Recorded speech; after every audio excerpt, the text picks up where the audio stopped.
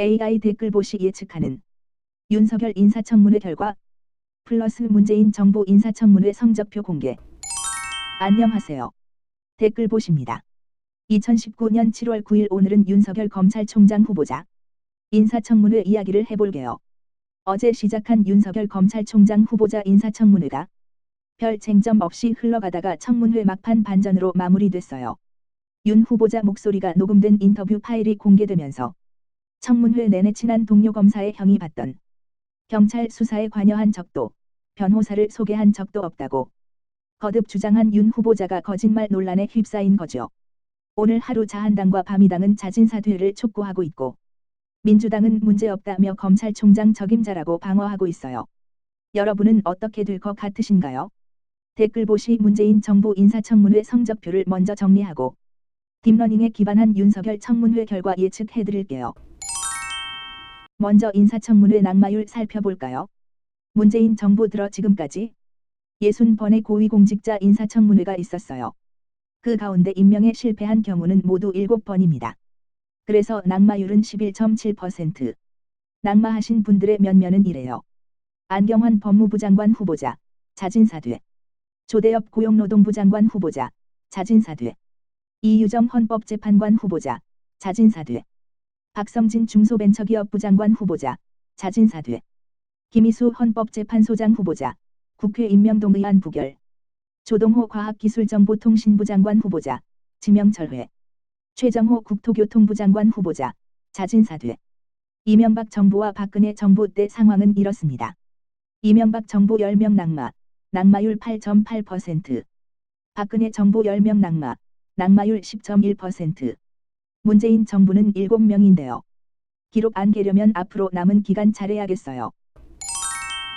청문회 개최 전 낙마자를 살펴보는 것도 재미있겠어요. 지금까지 청문회장에 앉지도 못하고 낙마한 후보자는 모두 11명인데 이명박 정부 4명, 박근혜 정부 6명, 문재인 정부 1명이군요. 청문회를 열기도 전에 후보자가 사퇴했다는 건 그만큼 후보자를 둘러싼 의혹이 심각했다고 할 수 있겠죠. 인사가 만사라는데 어느 정부의 인사가 더 문제가 많았는지 여실히 보여주는 것 같아요. 이번에는 윤석열 검찰총장 후보자의 미래를 엿볼 수 있는 성적표입니다. 지금 야당에서 윤석열 자진 사퇴를 요구하며 인사청문 보고서 채택에 난항을 겪고 있어요. 인사청문 보고서가 채택된다면 더 좋겠지만 현실적으로는 채택 안 돼도 대통령이 임명하면 땡입니다. 문재인 정부에서는 이미 15명의 전례가 있어요. 이분들이 인사청문 보고서 채택 없이 임명된 고위공직자입니다.